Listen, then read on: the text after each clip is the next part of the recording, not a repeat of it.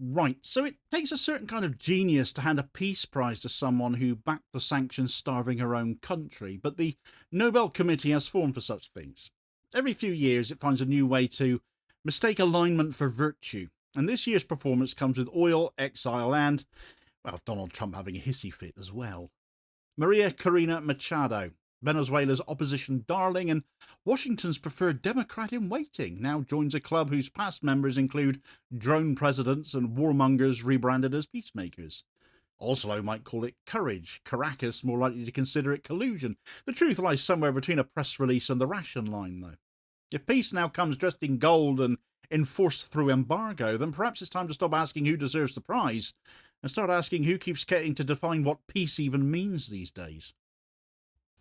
Right, so today it has been announced by the Norwegian Nobel Committee that this year's Peace Prize would go to Venezuelan opposition leader María Corina Machado for her tireless work promoting democratic rights for the people of Venezuela.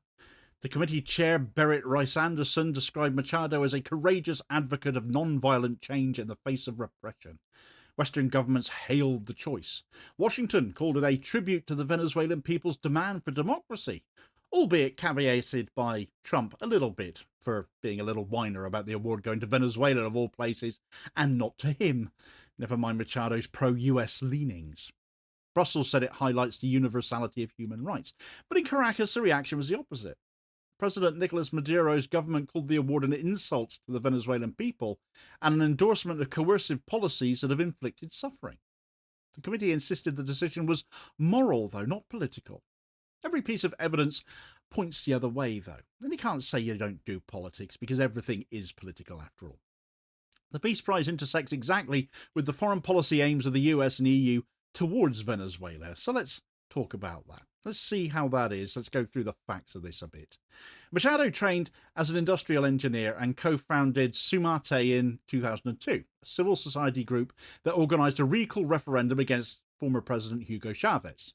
Financial filings of the US National Endowment for Democracy confirm they gave grants to Sumate in 2003 and 2004. Now, Caracas used those payments to claim US interference, which is a charge that's followed Machado around ever since. She entered the National Assembly in 2010 and was expelled 4 years later after speaking to the Organization of American States about repression during protests. From then on, she became the main figure of Venezuela's liberal conservative opposition, pro-market, pro-US, and openly hostile to Chavismo, the left-wing political ideals of Hugo Chavez. In June 2023, the Comptroller General disqualified her from public office for 15 years, citing administrative irregularities and support for sanctions on her own country. The EU, the US, and the OAS condemned the ban as politically motivated, but then they wouldn't. But despite that, though, she still won more than 90% in opposition primaries that October. The National Electoral Council refused to certify the result, given her expulsion, but when she tried to register for the 28th of July 2024 presidential election, the CNE rejected her paperwork. She ended up endorsing the diplomat Edmundo González Urrutia instead. But after the vote, the Supreme Court of Justice confirmed Maduro's victory, ruling on the 22nd of August last year that the results were valid and consistent with the reports of electoral machines. 33 of 38 political parties and 9 of 10 presidential contenders took part in the hearings. Machado's camp boycotted them, saying evidence had been seized. 2 documented prosecutions define her legal peril, though, the reason she is in hiding.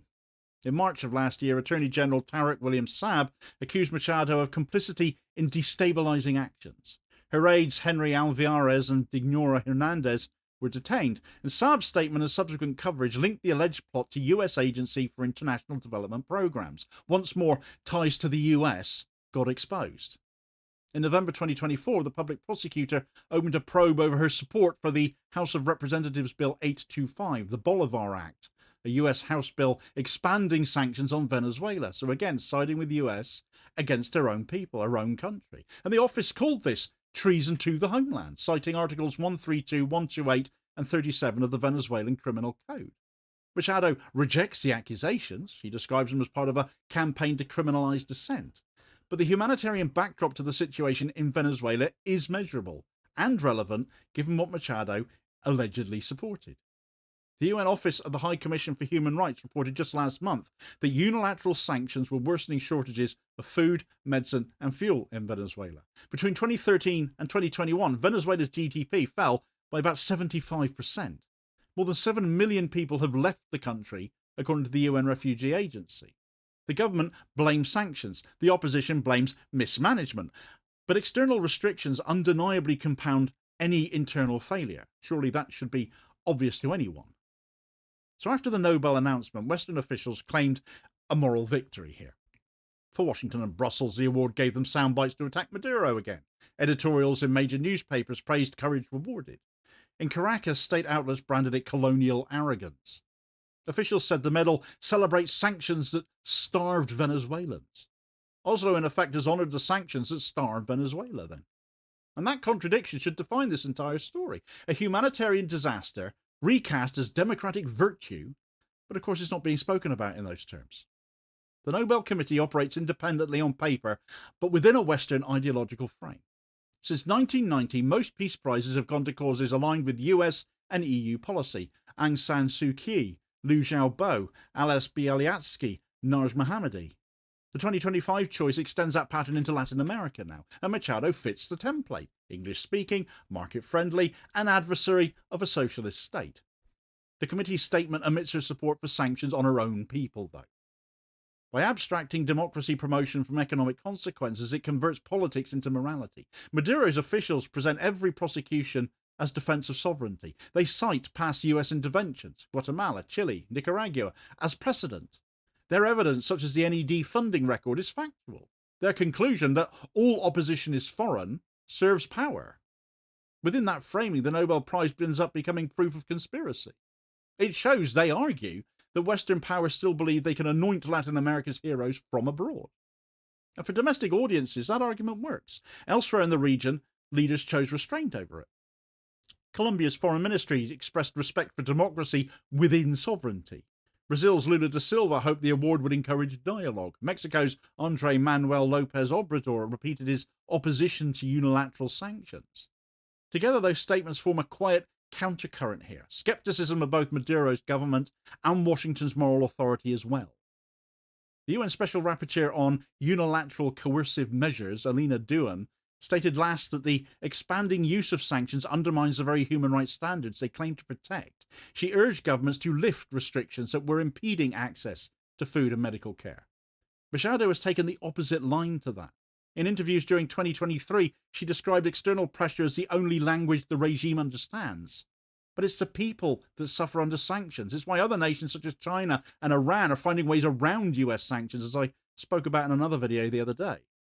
To her supporters, they claim strategic clarity here, but to her critics, it meant complicity in collective punishment of the people of Venezuela, her people. The Nobel Committee, it would seem, have ignored that debate completely. By isolating her personal bravery from the social consequences of her politics, it turned economic warfare into a neutral background condition. That's not opinion, it's the observable diplomatic effect. The medal strengthens the narrative that sanctions and political isolation are legitimate instruments of democratic promotion. It allows Western governments to point to a Nobel laureate as living proof that their strategy works. This is how soft power operates. The prize is awarded in Oslo, but it circulates through embassies and press releases in Washington and Brussels and beyond. It costs nothing, it risks nothing, and reinforces an existing policy framework that's already devastated a country. For Machado personally, the Nobel Prize offers protection and peril in equal measure. Arresting a Nobel laureate would draw international outrage.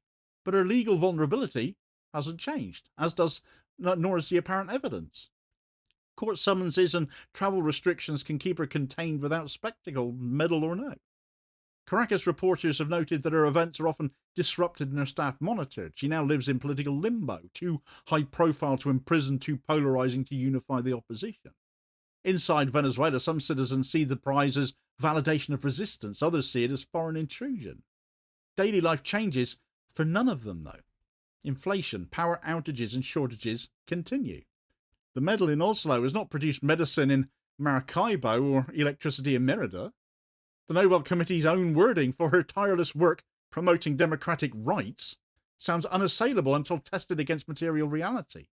Peace in any meaningful sense must surely include economic security and the absence of coercion. When a population loses access to food and medicine under a sanctions regime, peace cannot exist, regardless of the electoral slogans. The committee's silence on this point is political by omission. Its citation from Machado treats democracy as a moral abstraction detached from the social conditions that make it possible. That detachment turns the prize into an instrument of narrative management rather than of conflict resolution. History offers precedent on this, plenty of it. Henry Kissinger received the Peace Prize in 1973 while the Vietnam War was still being fought. Barack Obama accepted it in 2009 as his administration expanded drone warfare. The European Union received it in 2012 during a period of austerity that deepened poverty across southern Europe. Each award reflected the dominant Western self-image of the moment rather than the global reality it produced. Norway's Nobel Committee, drawn from a NATO founding state with vast petroleum wealth, exists within the same strategic environment as the governments its decisions flatter. Independence in procedure does not translate into independence of worldview. That structural bias explains why the committee consistently celebrates liberal reformers who fit Western diplomatic agendas while ignoring activists challenging allied regimes.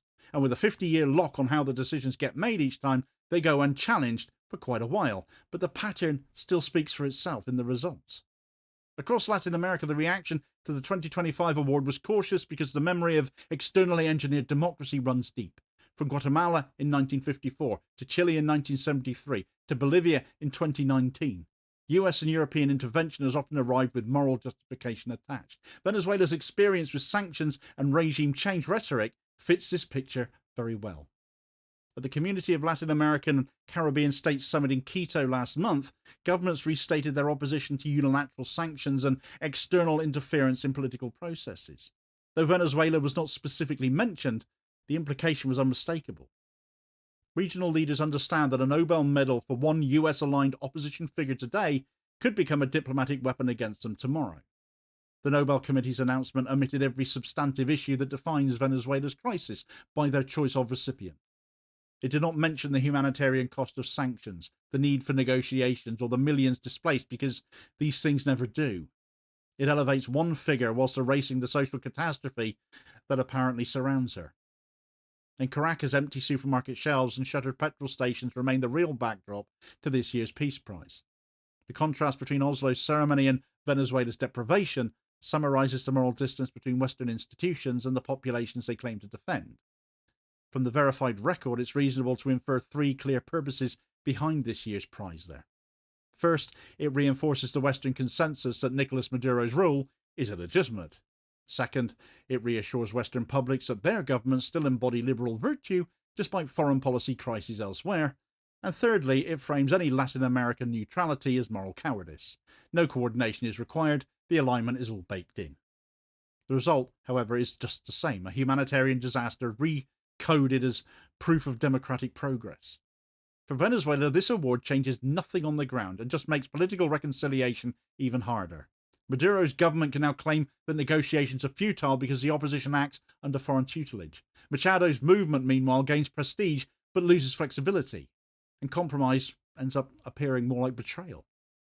For mediators such as Brazil or Mexico, the prize complicates every conversation they might want to have. For ordinary Venezuelans, it changes absolutely nothing. Their salaries remain stagnant, food prices continue to soar, and migration outflows keep on growing, keep on persisting. When Western institutions define peace and democracy, those words travel with economic and military baggage these days. They become tools of influence. And in Venezuela's case, moral recognition for one faction coincides with economic punishment for an entire nation.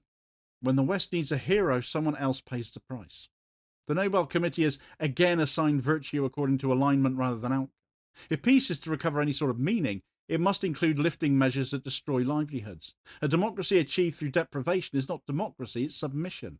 Venezuela's future depends on two conditions: domestic reform that restores trust and external restraint that ends collective punishment of an entire nation. And neither can begin while moral authority is monopolised by those enforcing the siege from outside. The Nobel Peace Prize mirrors the moral posture of its time. In 2025, it reflects a Western establishment eager to prove virtue without confronting its complicity. By honouring María Corina Machado, the committee might have rewarded some personal courage. but it also rewarded alignment with the same powers whose sanctions have helped break Venezuela's economy. The prize for peace has become a certificate of good behaviour for those enforcing economic war. Oslo's ceremony will end, the applause will fade. Life in Venezuela, however, will proceed just as before, rationed, restricted, and divided. The world moves on, congratulating itself and patting itself on the back for some moral clarity, while the people at the centre of the story will continue to queue for food and fuel. The real Venezuela, hungry, sanctioned, and unrecognised, receives no prize at all. For more on how that story of how Iran and China are breaking US sanctions, subverting them entirely actually, do check out this video recommendation here as your suggested next watch. It's really all rather clever. Please do also hit like, share and subscribe if you haven't done so already, so as to ensure you don't miss out on all new daily content, as well as spreading the word and helping to support the channel at the same time, which is very much appreciated, holding power to account for ordinary working class people, and I'll hopefully catch you on the next vid. Cheers folks.